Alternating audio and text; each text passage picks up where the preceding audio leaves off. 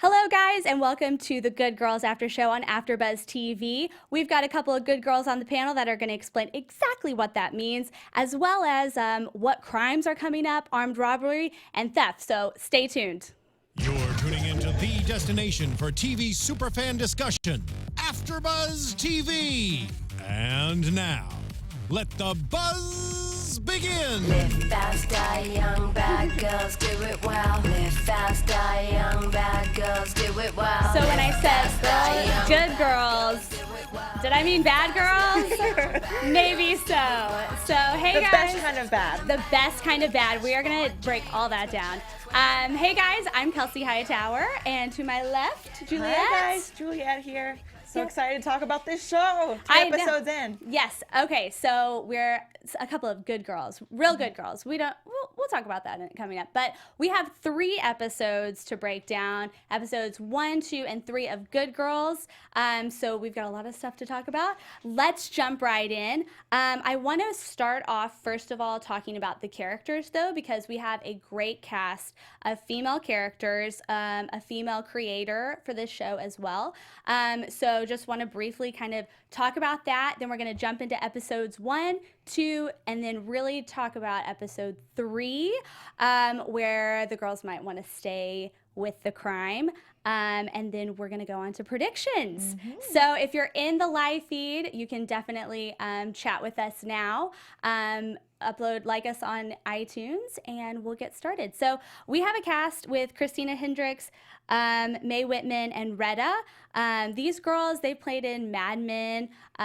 Mae Whitman has been on Parenthood, which is also one of my favorite shows.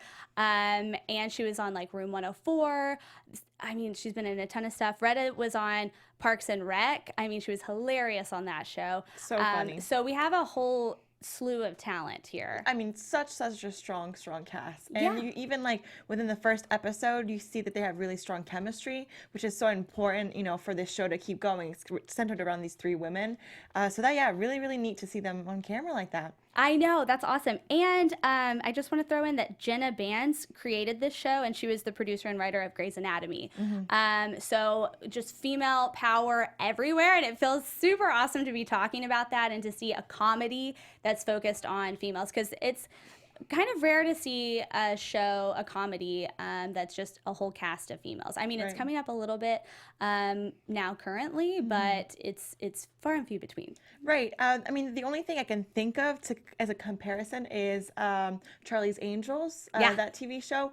But that was very much centered on obviously them being, you know, strong and all that, but there's a lot of sexiness put out there. Right. These women are beautiful and yes, very sexy in their own way, but that's not really something that's at the core of the show, which I really appreciate. That's true. They're all women, like moms. You know, you see like kind of that hard struggle mom life, and I think we see more of a struggle between all these women, and like especially in finance. You know, like a single mom.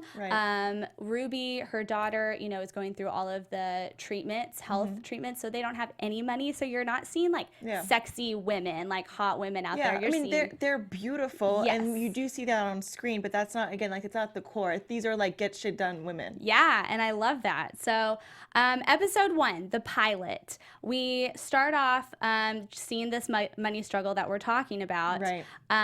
Beth is, she and her husband are having a little bit of some financial issues. We find out in this episode that they're probably about to lose the house because he hasn't been paying any of the mortgage payments.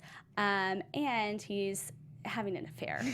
You know, big thing right there. So yeah, he's hitting all marks on that. That was such a chilling scene when she finally confronts him. It's funny. What about you? I don't know if you in the first scene, the show starts off with her living this hectic life, and even their interactions, they look at each other. He says, "I love you," and she's like, "All right, bye." You could tell something's up, so I wasn't shocked at all. Were you shocked about that affair? No, I really wasn't shocked that that was all happening, because they have 4 kids. They just kind of seem like they were living their separate lives by that point. Like, he goes to work, like all that stuff. But yeah, you could kind of tell something was up. I agree with you on that. Right off the bat, you can tell these characters are really detached. Yeah. But what did surprise me is the whole money thing, because it's like, wow, you're throwing those 2 things in. Yeah. You know, being cheated on is already a huge thing after 20 years of marriage, 4 kids later. On top of it, he's maybe going to lose the house. And she has to ask him again. He's like, maybe, I don't know. Okay, maybe, yeah, it's definitely a possibility. Right? Yeah, that's like, How low can you go? that's rock bottom. So yeah, that's a tough one for Beth. And then her and Annie, which is her sister, played by Mae Whitman, they find on the credit card that like there's been this huge charge. They go up to the store and they have some trouble like figuring out like getting an answer from the clerk, being like, can I see what this charge was? Right. And it was kind of a funny scene, I think, whenever she was like, you can't remember what you bought? And they were like, no, it was for my friend, and she, had to be cut out because she got in a car wreck and she's in a coma, right. that sort of thing. It's a dynamic that we've seen a lot in that episode, and then again throughout the episodes to come, where they just kind of go off script, and they're kind of just like an improv class, you know what I mean? They're just lying and just keeping going, and I think the clerk knew that they were lying, but she was so sticking to it that they're like, I just don't want to deal with you, so I'll give you the answers you're looking for. Kind of when you go on about a lie, like you get so deep in that you kind of wear the other person down sometimes, It's totally. I think that's the trick there. And Beth, I've seen throughout the first, second, and third episode, is really the talker, maybe like the leader as far as like talking her way out of things, really being able to think quickly on her feet. So you can kind of see kind of her role in the trio there. So I really like that. Annie, moving on to her storyline, she is a single mom and she has Sadie, and she is really struggling to like keep her life together. Right. You can really, I feel like I can relate to this, like you're just like, okay, I'm working my part-time job, my full-time job, like then all of that goes to rent, your kid, like whatever. I mean, I don't have a kid, but it goes away, it disappears either way.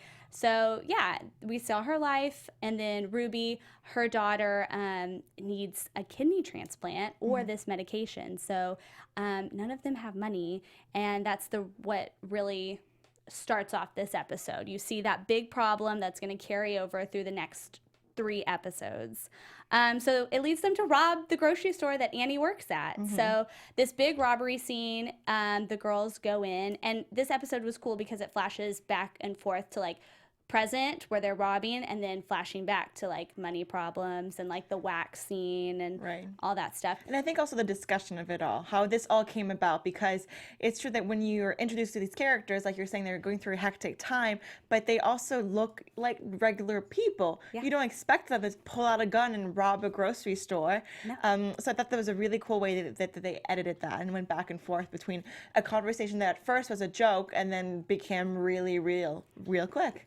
Very quick, yes. And so in that robbery scene, the girls get away. They go in there wanting $30,000 because that's a minor crime and they wouldn't get flagged. And people rob different stores around this small town all the time. So they're like, no big deal. Let's give it a shot. We really need this money.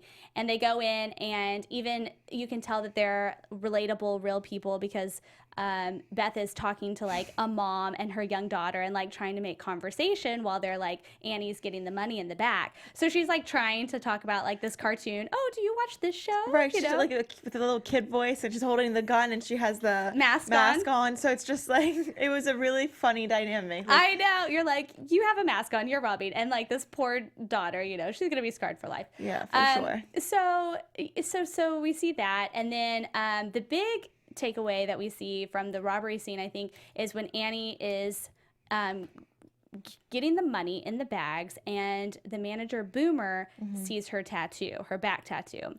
So we already see that connection that Boomer, her manager, knows it's her because he's seen that before. Right. So they might get caught. We didn't really know where that was going, or I didn't really know where that was going at first. What we did know, it was not good. It was not good. Whatever was going to happen. Not a good thing. Not good. So they get home. They thought they were going to get $30,000. They end up getting $500,000. Right. I mean, what would you do with $500,000? That was such a funny scene, and it was stressful and funny. And I think this show's doing a good job at that, where it's a action drama and a comedy. because she was trying to, one of the characters are trying to convince them to be more, like, to be happy. Like, we just won $500,000. Like we you're on just a won it. TV show and you won a prize. Yeah, she was trying to put a positive spin on it, and they're like, we didn't win it. We didn't win it. And it's true that with that kind of money, the stakes are so much higher, and they're facing crazy consequences. I know. You know, definitely armed robbery for $30,000 is not a good thing, but yet not as bad as $500,000. Come on. I know. I mean, that would be so much fun to have, but then, I mean, you couldn't sleep. I wouldn't be able to sleep at night. I would be like stressed out, you know, sleep with one eye open all the time. I mean, what would you do with that kind of money? That's actually a great point. I don't even know how these characters have been sleeping the last 3 episodes. Right. Like, how do you even sleep? So yeah, they make it happen somehow. They make it happen. They're moms, you know. They're shit done women. I know, That's what there we're you go. seeing in this show. So I think it's really, really cool to see that on screen. Yeah, so I like that. So they have all this money, and you can starting to see their personalities in this. Annie, she goes out and buys a Porsche, all Mac products, you know. She's got a new laptop, new phone, all this stuff. And Ruby's like, let's sit on the money, you know, at first, like, let's sit on the money. And then she uses it for that pill that her daughter needs. Yeah. And it's one of those shows where they do something bad, and then you just love them because it's like for a good cause, you know, Right. robbing Peter to pay Paul. That's the saying, right? Yeah, Right. like Robin Hood. There you go. Exactly. Yeah, no, that was really neat. But to be honest with you, I feel like some of the purchases weren't really uncalled for. The car is just because she's feeling insecure about her whole custody battle. Yeah. So things like that. I think she definitely should invest in helping her daughter and, you know, getting a lawyer. But the car was much. So I was glad at the end of the episode that she got rid of it. Yeah. What I thought That's was a big red flag if someone's going to see you driving a Porsche. Like, out of nowhere on minimum wage. yeah. Like, not too smart on that end. That's how you get caught. That's how you get caught. Always, you know, Yes. like any kind of criminal when they're going on vacation or big spending, you're like, what's up? That doesn't add up. Yeah. What I thought was really, really a cool scene is when Beth goes to see his husband's lover, and the way that was Pays just her off and sends her to LA. she was like, you're just dumb. You're just pretty and dumb. That's okay, not your fault.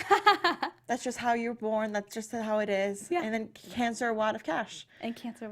Yeah. Tells her to quit her job and go dream back big in LA. She's like, just get out of here and wait. Yeah, I thought that was really cool too. It was a good way to handle that situation because a Right. lot of times, you know, you're like mad at her, get her out of there, or you divorce or Get whatever. physical or- yeah, something like that. And she was just like, get out of the picture. Here's some money. Go away. Disappear. Yeah, exactly. It was really classy in a way because it was funny and she was insulting her, but it wasn't. I don't know. I think it's nice. It's never good to put a woman down, but it's kind of nice that she was putting her down for just not being a smart woman versus her sexual choices, if that makes any sense. You know what I Yeah. mean? Like, she didn't call her, you know, like a hoe or anything, right? Which she should be entitled to. She's sleeping with a married man. Again, I think that was just kind of like a good wink to what this whole show stands for. Yeah. Just women empowerment. It's done in a tasteful way, I Right. think. So handling all these really bad situations very Yeah. tastefully. So And that she was good. really nice. She warned her, be careful, they're going to want you to do porn. That's true. That's you such never nice know. advice. It was very nice. Good So, forewarning. you know, we'll see. Maybe that'll be a prediction. You know, we get a subplot of her LA life, maybe doing porn. Because heading into episode 2 and 3, she's still there. She hasn't quit her job. Yes, which I was very surprised about in the next 2 episodes because I was like, I thought she was supposed to leave. Yeah, she and has a she's lot of still money. She's still around. there, which is Yeah. weird because I feel like she played actually a really good role in the following episodes. I was like, kind of this character that's growing on me. So I don't know. We'll see what's to come. I know, we will. Okay, so we've gotten to, they have all this money and they don't know what to do. Then the biggest problem that we've seen in the first episode is the gang. There's a gang that comes over to Beth's house and is saying that it's their money that the girls stole from them and they need their money back. With essentially. interest. With interest. So yes, so they have already spent like $57,000 and they make minimum wage and they already can't afford anything. So they're in this predicament as to where do they get this money from. That was kind of the biggest plot point, I think, in this episode. yeah, how do you get that money back? So, That's what got them there in the first place. So it's like if Exactly. they had the solution and get $50K overnight, they wouldn't be in this predicament. Yeah, they wouldn't have robbed the grocery store. So it was kind of interesting to see this gang come out of nowhere, because I wasn't expecting that to happen. I don't think, to get involved in, like, you know, the drug lords, the cartel, or whoever it is. So I thought that was an interesting little insert there. Yeah, I thought so too. And I was like, oh, okay, cool. I get where this show is going, because for a majority of this first pilot episode, I was like, okay, this is really cool, but how is this going to develop into a series? Because it looks like, okay, they're pointing out and then they're unraveling this whole storyline with the armed robbery, and it seemed like it was going to conclude. So I thought it was a great kind of twist, and they're really developing characters and storylines and arcs and stuff. So Yes. I'm excited. I'm excited too. Our last bit of this pilot, we saw Boomer. We really got to see that character, which was the manager of the grocery store that they robbed, also Annie's boss. And he not only knows the girls did it, so he's involved in the crime, but he is using that to blackmail Annie and trying to sleep with her. He tried to do that a couple of times throughout this episode. The second time he came over and he was super wasted. And thankfully Annie was in the bathroom. And so she could come out and like rescue what was happening, because he was, trying to rape her pretty much. And then when Annie comes out, she hits him with a bottle, and then he comes back and tries to attack her, and he falls into the table, and we end the whole episode not knowing if he's dead or alive. Right. So that was a good ending, I thought. I mean, it was an intense ending. The whole it puts you're a little bit uneasy when it's about this like rape scene and this like he's coming on to, it's somebody that so it's very intense, very like raw and real too. Yeah, that was a very intense scene. Again, we have moments that are funny in this show, but that wasn't pleasing to watch. I know. What was your kind of like take after this first pilot that you watched? I was like, wow, so many emotions. I think, a lot of emotions. We go from funny to action to drama to sad to stress to all these things. So which sometimes can be tricky in, any kind of like movie or TV show, because it's good to have diversity, but if you don't know what you are, sometimes it's too much, right? And I had moments, certain scenes, I was like, oh, they're throwing too much in the mix. But overall, I feel like they ended it well. Yeah. So so far, I'm really pleased, and I feel like they're doing a good job. Yeah, I felt like it was more of a drama the first episode than a comedy, because going into it, I really thought that it was going to be a comedy. That's kind of how it's been promoted as. I mean, even in LA, we see billboards for this all over, and the short spots they have on TV and stuff like that. That's what I was expecting. I was actually expecting a 30-minute comedy, and it's actually a 40-minute drama. Yeah. At least I think the first couple episodes for me, it was more dramatic. I thought, and there's like sprinkled comedy in there. Yeah, exactly. There's jokes and like there's sprinkled comedy relief. But it's a satire in many ways too, and it's definitely at its core a drama. So. Yeah. I like it. Okay, so we're going to move on to episode 2. This opens up with Boomer being tied up in Beth's tree house. So he does live. Right. I kind of anticipated that he was going to live. What I thought was interesting is that they didn't really actually come back on that episode. There's like a good maybe 3, maybe 5 minutes of a couple different scenes of them going about their day, going to the grocery store, doing this and that, being with the kids, turning the TV on or struggling with the TV. Yes. And I'm like, okay, so when are they going to explain? I didn't know. I'm like, did they hide the body somewhere? Did they call the cops? Like, what's going on? So I thought I was actually pleasantly surprised. Oh, they just put him in a treehouse. Okay. You're like, okay, he's there. He's alive. He's just, struggling. He's just, really bloody and gross and, barely alive. But they're feeding him. They said they're feeding him. So. They're kind, they're thoughtful. They think of these things. Beth thinks of it all. So that was interesting. And then they kind of go through this episode like, what are we going to do with Boomer? And how are we going to get the money back? And it's a countdown until the gang members come back and either kill them because they don't have their money, or they have the money. So that's kind of the whole episode. But Ruby comes up with the plan to get a ransom for Boomer because Boomer has a really rich grandma. and that kind of is going to be like the ticket for them to get out. So I thought this was a very funny scene where they were trying to call Marion, I believe. Again and again Yes. and again. She's not picking up the damn phone. I know. And they even have a downloaded app to like cover up their voices. Right. So they won't, they think of it all. And so, yeah, they can't get a hold of her. And so they have to go down to the nursing home and they're watching a YouTube video trying to like pick a lock into this like grandma's home. So I laughed a bit on this part. I was like, this episode, it's getting funnier, you know, a little less stress, but there's still some in there. Yeah, that was really funny because it's just like they're regular people, you know, like looking at a YouTube video to break into this old lady's home. Like that was just such good comedy. It was really funny. And they're finally, they're able to come in because the grandmother's actually there. And again, Beth's so good with those lies. Like she is an improv class. I'm telling you, her life is just improv. And actually, Ruby even pointed out, she goes, it's scary how good you do that. I know.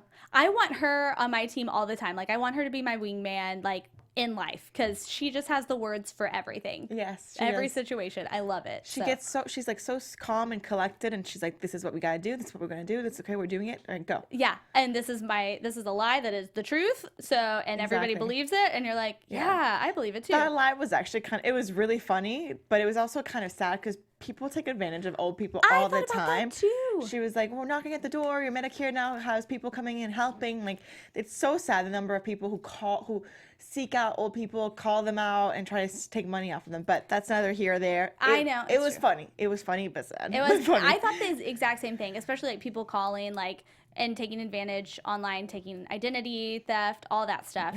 I thought the same thing. Yeah. So, but at the end of the day, you know what? Annie's just sitting on the couch eating potatoes, and like they're chilling, like they're having a good time. It was a good little evening for this Marianne, right? it was. She got to chat it up and hang out with some girls. So Yeah, that was be good. a little racist, but You know, that's an old grandma for you, I guess. I don't know. But at the end of the day, like you said, hung out with some girls. Beth didn't take the money. She had the opportunity to take this whole bag of cash. Didn't do it. So the girls are still without money. And then everyone is like, you know, let's face it, we're going to die. They all make peace with their family. It was kind of funny to see how everybody kind of made peace with their families. Some was very serious. And like Ruby made a whole refrigerator full of lasagnas. So it was kind of sweet and touching moment.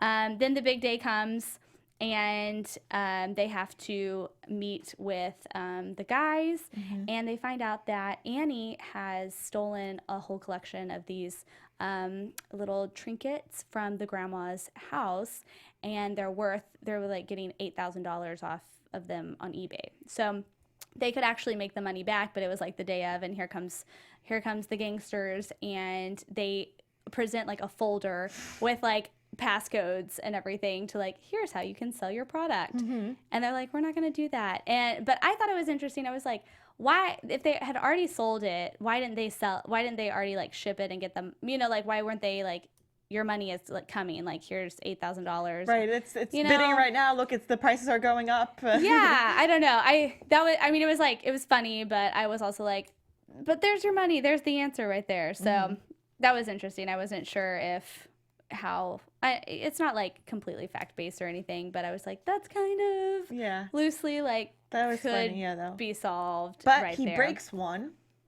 He breaks one. There you go, $8,000. Poof. Out the window. That would break my heart. I was like, oh my goodness.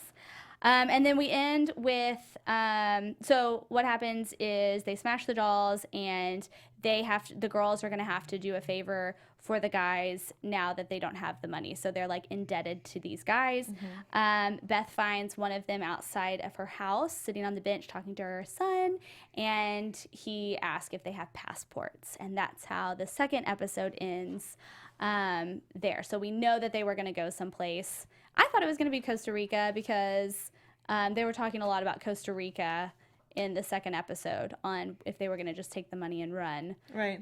But yeah, I might have done it. I might have taken the money and run, gone somewhere, been like, yeah, I know. But with get the away. kids and all. Oh, like, you have kids. You know, you can't. And the fact that the guy shows up and talks to the kid, you know, that's the biggest threat of them all. That's Get true. the children involved? No bueno. No bueno.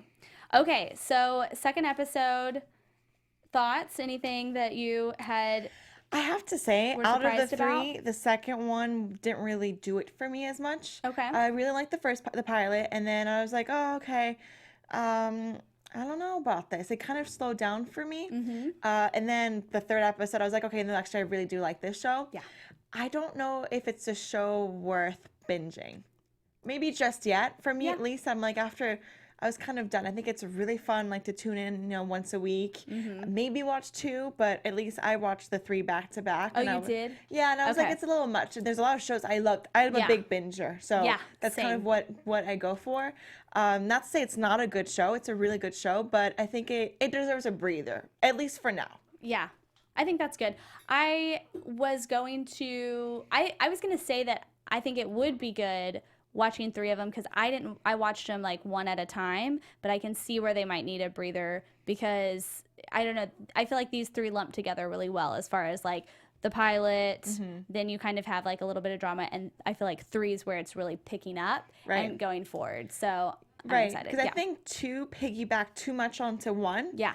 And was just trying to solve all that came out on number one and wasn't really introducing anything new versus three, we really have new elements coming out. And you're like, oh, okay, Yes. now I see this show going out through a whole season. Exactly. You can kind of see where the show is and where it's going. So before we get into the latest episode, episode 3, I think we should take a quick little break and talk about something else that's happening here at AFTERBUZZ TV. So we have a new podcast that is launching. It's Conversations with Maria Menounos, who is our founder here at AFTERBUZZ TV.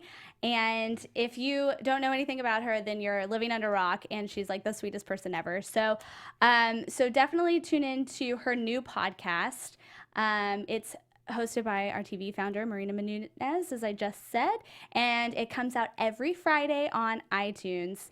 And this is going to feature celebrities and influencer interviews with secrets and tips on to be better in all aspects of life, from health to wellness, to career tips, to all sorts of things, finances, and more. So she has such a wealth of information that she's going to be talking about. So if you're interested in, living a better, well life, then I would suggest tuning into this podcast. Which you should. Yes. Right? Everyone should better their lives. It's know. it's a podcast that just is kind of like a boost of energy. I like to listen to it in the morning. It's a best of her SiriusXM shows, which is during the week, and that's in the morning. And so it's, kind of good to listen to that and like Get your day started on the right foot. Exactly. Yeah, I like it. Okay, so you can listen to that on Fridays on iTunes. Marina Menounos. Maria Menounos. Menounos, as I'm saying it correctly. It's a long night. It's fine. Okay, so let's jump back into Good Girls. We are now talking about the latest episode that's out. It's episode 3. It opens with the girls in the kitchen, and Beth is telling them exactly what the plan is, which they don't know. Is really what it is. So they're gonna pick up something mysterious. We don't know what it is, but it's best not to ask questions. I agree with that philosophy, and I'm glad that they didn't know, because I mean, if you get caught with something, you can legit say you don't know, but it's not really gonna help you if you're like caught with drugs or anything like that. But I would rather not know what I was doing, maybe if I was forced into a crime life. So they end up going to Canada. Oh, Canada. Oh, Canada. And as so they have to get a car, and thankfully Beth's husband works at a car dealership, so they go to the car dealership and have their pick of a car. Now, the interesting thing during this scene was that Boomer saw them at the dealership because they set off like every single car alarm in the lot. So I think that Boomer is going to have a significant role going on in this show. He knows so much, and I think that he's at a point where he can't really win, right? He can't expose them, so he might join them. Can't beat him, join them. Can't beat him, join him. Keep your enemies close, your friends close, and your enemies closer too. So they head off to Canada, and they go to the location. It turns out to be a craft store, and as Annie says, what's worse, drug smuggling or scrapbooking? I don't know. Were you a big scrapbooker? No. There you go. So But I am a big drug smuggler. Okay, you're one or the other. You can't be both. So they go around to the back, and they're having trouble getting this package from Mike, and each girl has a swing at it. Beth goes up first, and her smooth talking does not do the trick this time. She just believes him and goes into the car. Annie goes up next. Annie doesn't have any trouble, or she has trouble relating to him, and it takes Ruby to go and shoot this guy's foot on accident before they get his attention. So what a funny scene. Because it really, like, she steps out of the car, has the gun, and they're like, oh my gosh, and they're really, kind of shocked that she has the gun and that she's pulling the gun out, which always, like, kind of reminds us, like, these girls are not criminals. They're just moms trying to figure shit out. Yeah. And she's like, you know what, I'm handling this. And she walks out like a gangster, and she shoots in the foot, and it's just like, oh my God, like, there's a second you're all thinking, even the characters in the car are like, wait, did she do that on purpose? And the fact that she didn't is so, so, so funny. Yeah. She accidentally shot someone in the foot. I know, and then because she was talking about it afterwards, she was like, oh my gosh, I didn't mean to do that, immediately after that. Right. And throughout the episode, she keeps on being like, I just shot someone. Which, like, is their foot, which obviously is very painful and not good, but it's not like murder, but still, she was just so scarred by it. I mean, have you ever stubbed your toe? That is like the most painful thing ever. I can't imagine being shot in the foot. So, that is the last string, and they get the package, thanks to Ruby, head back, make it through border security, which they didn't know what was in the package, so they were very nervous. They thought it was drugs, They were sniffing around, didn't get caught with it, so that was good.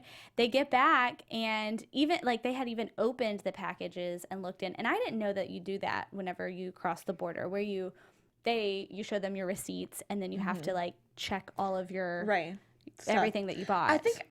Every border is different. I think what played a major role is that they were in and out. True. You know what I mean? It wasn't like a longer stay, so they know when you're going in and out. So it's like, why were you in Canada just for an hour, a few hours, right? That's true. So, and people in they live in Michigan, people up north do that a lot because Canada's also cheaper for a lot of stuff. So, and I think they have to control it because you're only allowed to go a certain amount. Like, there's just a lot of things like that. So that's why they check those boxes. I thought it was interesting that they had all the receipts, and I was like, oh, so you knew about this? I wonder. I thought it was just a nice little touch. Like, did they actually have to go to the store or all this stuff? Or just the package came with the receipt, like they had thought through it. Right, exactly. They're pros. They're pros. The gangsters are pros. Right. Yeah.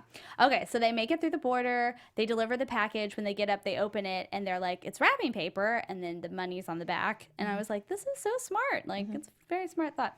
So they go to the gangsters and deliver it. I just keep calling, his name's like Rio or something, but I just keep calling them the gangsters because I think that's fun.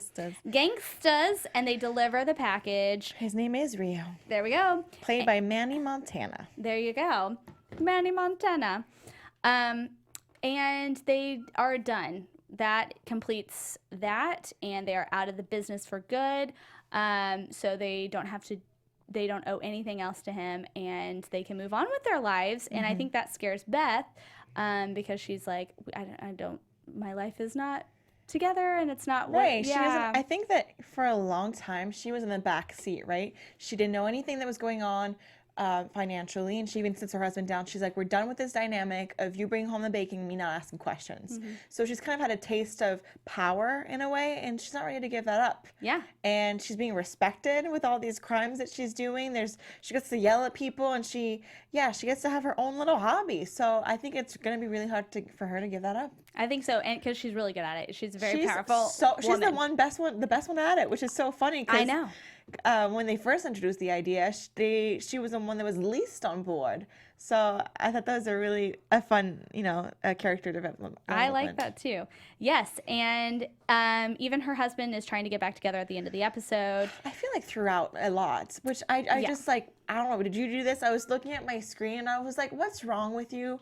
I get that's your wife, but how dumb are you that you still have hope for this? I really hope she doesn't get back with him, because I'm sorry, the fact that you can't cheat and make someone go bankrupt. You gotta choose, man. You can't. Already one's so hard to overcome, and like that tarnishes a relationship. And not a lot of people can get over that. Yeah. but both at the same time, it's like he doesn't bring anything to her life. And there's even that scene where they're looking at the pictures and they're like, oh, we used to be skinny, we used to be happy. Yeah, that's used to. I'm so glad she walked away, and I'm pleased, good girls writers, please don't make them get back to with each other. Yeah, and I think we can talk about this in a second with predictions.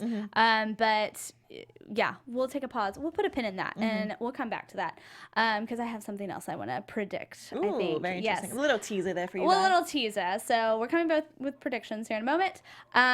Annie has this big conversation with the child services to see if she's going to be able to be a fit mother, and that does not go well because she's late. And because they were trying to get rid of the car sank, which I thought that was one of the funniest scenes when the car's Bluetooth was on and it was sinking and she was still on the phone. I just died. But anyway, she was late to her thing. Did not have a good interview, and Sadie had cut her finger and they had to go to the hospital and all that stuff. So that didn't end on a very good positive note for Annie at the very end of that episode. And then Ruby is down to the last cancer pill, or the last pill, whatever, for her kidneys, for her daughter's kidneys. So that's kind of the last bit we see from her. And then one other storyline that might continue is that when Ruby and her husband went to church, Sadie took credit, this other woman took credit for paying $10,000 anonymously to their child. Which was such a crazy, crazy scene. So funny, so riveting. Sit your ass down. What is she doing? And she is a hair salon person. I love how she pointed that out. She goes, are you still working at that salon? She's like, I've been saving here and there. You're saving $10,000 at a hair salon? Anyways, I did like how Ruby came back and handled that situation. So strong, so smart. Very gracefully, too. I mean, she just threw that in. She was like, yes, and thank you for, donating your time to, babysit and to pick my kids up and things like that. I was like, yeah, that is a great way to handle that. Such a smart way. She's using you, trying to get with your husband and getting all this sympathy, so you use her right back. Exactly. I love that. Two can play this game. That's right. That's where we keep our friends close and our enemies closer. I feel like that's where that came in. And then it ended with Beth going over to Rio's warehouse and trying to find him, and it's completely gone, wiped out. And so she leaves her pearls, which I think it's so classy that she's the perfect character to wear the perfect pearls and portray that perfect life.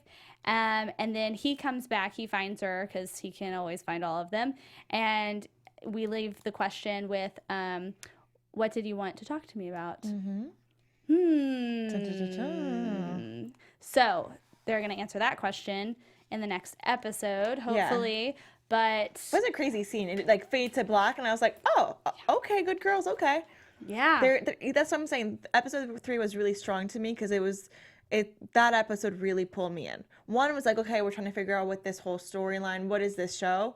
2, I was just kind of I don't know how I'm feeling about this. And then 3, I was like, okay, yeah, I'm tuning in next week for sure. Yes, I agree. I think it was a very strong episode, and it's kind of developed, found its spot. Because I feel like pilots, it's always really hard because actors are getting used to working together and getting the dynamic, and then I feel through this 3rd episode is really the best and you're one. Trying to sell so much, right? For trying to give out so much information in an entertaining way. You want it to feel like you're already in the episode, that you've been watching this for years, and that you've known these characters for years, and they are so intertwined. So it's really, really tough to do with 40 minutes. Yes, that's true. So let's talk about the preview, and then we'll get into predictions. How's that? Sounds like a plan. All right. So our preview that we saw, Beth volunteered to do a job, so we know that they're going to do another job coming up in the next episode. And then we see this quick little clip of Boomer going to the cops and wanting to be Secret Service. So those are our 2 little hints as to what's coming up. They're going to do another job, and then Boomer's talking to the cops about something. So let's get into predictions. And now, your AfterBuzz TV predictions. So fun. And thanks everybody for jumping into the chat. Just hi to Steven and Matthew. If you guys have predictions, definitely throw those in the chat and we will read them in a moment. So yeah, thank you so much, guys. And also, thing to know, do like and rate and comment us on iTunes as well on YouTube. The chat's amazing, but unfortunately it does go away at the end of this episode, and we want people to watch on demand and see what you guys have to say. So stay in the live chat and then come back and give us some thumbs up and a comment. yes, do that. AfterBuzzTV.com. Yeah. 2 thumbs up, like us. Okay, do you have any predictions coming up for the next episode, episode 4? I do. Okay. I don't know if this is gonna happen in episode 4. I think it's kind of gonna slowly go throughout the season, but I'm seeing some sexual tension between Rio and Beth.